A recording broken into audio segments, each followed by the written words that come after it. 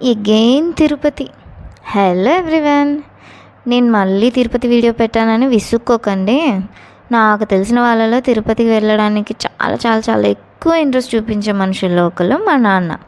సరే, ఆయన ఇష్టం కదా, ఒక్కడే వెళ్ళొచ్చు కదా.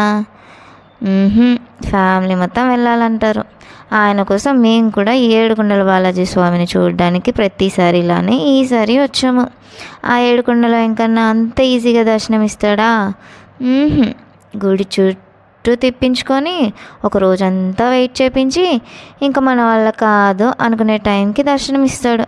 అదేంటో ఆ వెంకన్న స్వామి విగ్రహం చూడగానే మనం ఎంత కష్టపడి ఆయన చూడడానికి వచ్చామో ఆ కష్టమంతా ఒక్క క్షణంలో మర్చిపోతాము.